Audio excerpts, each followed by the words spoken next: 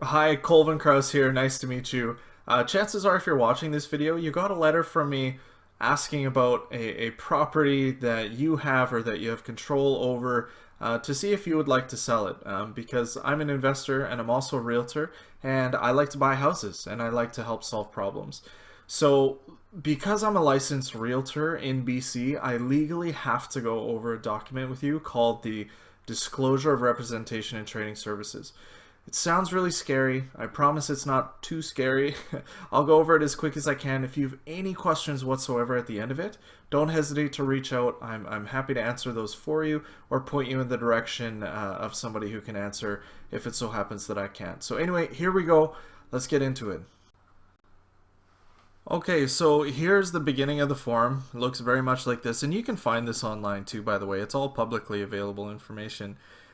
So basically, the point of this form is to make sure that you understand the difference between a client relationship versus an unrepresented party relationship.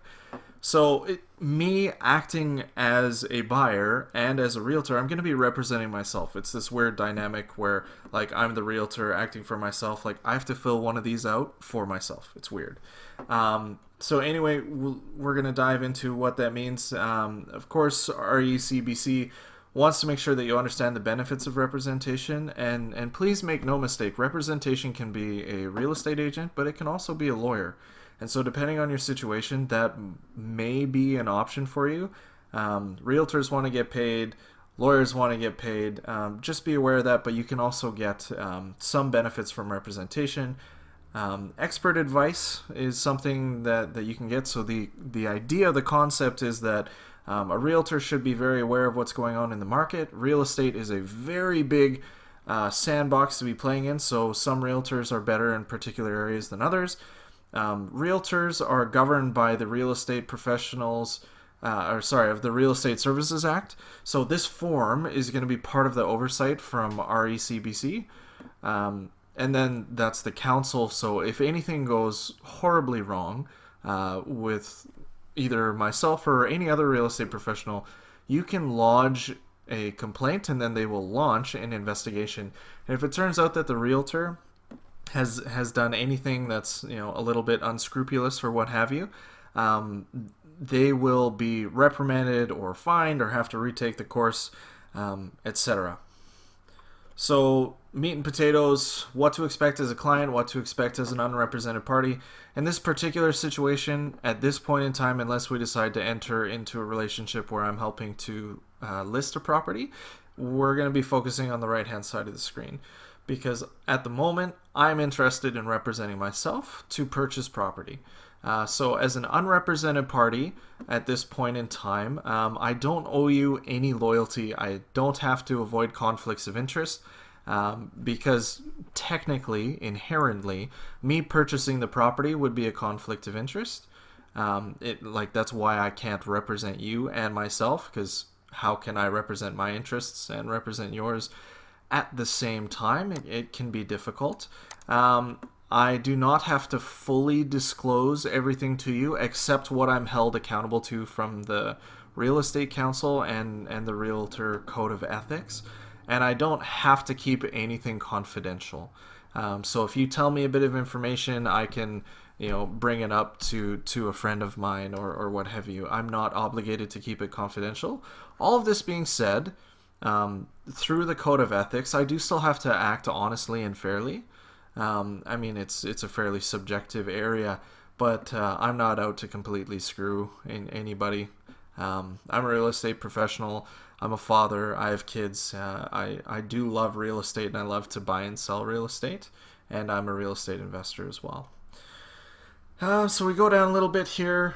If you are choosing to be a client with a realtor specifically, that's what this is speaking to. There's designated agency and brokerage agency.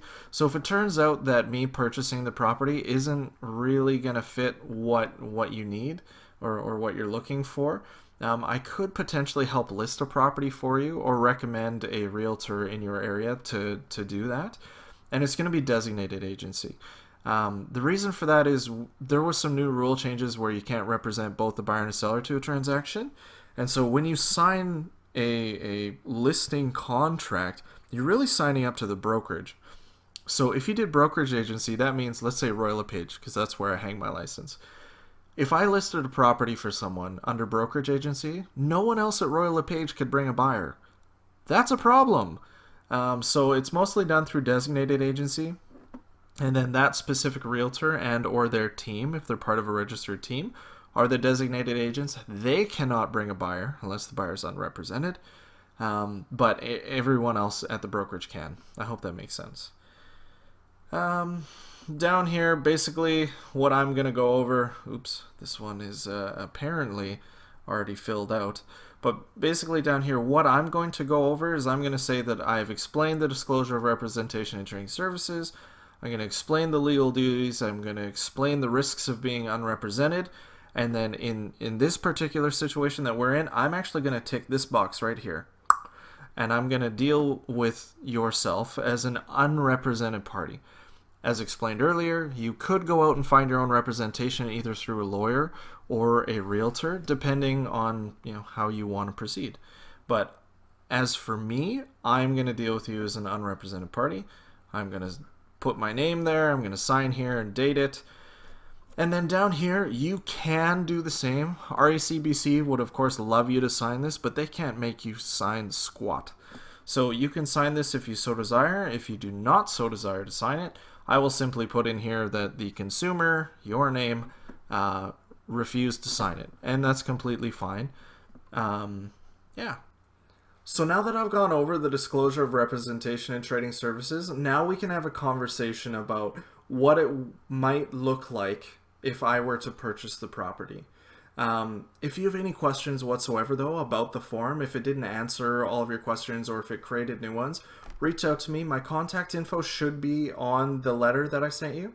So just reach out. I'll answer those for you as quickly as I can. If you want to sign the contract, let me know. I can, or sorry, it's not really a contract, it's an acknowledgement. But if you want to sign it, I can send it to you. You can sign it back. If not, again, nobody can force you to do it, and that's fine. You are completely within your rights to not do that. And then we'll have a conversation about how this looks moving forward. So thank you very much for your time. I appreciate it, and we'll be in touch. Bye.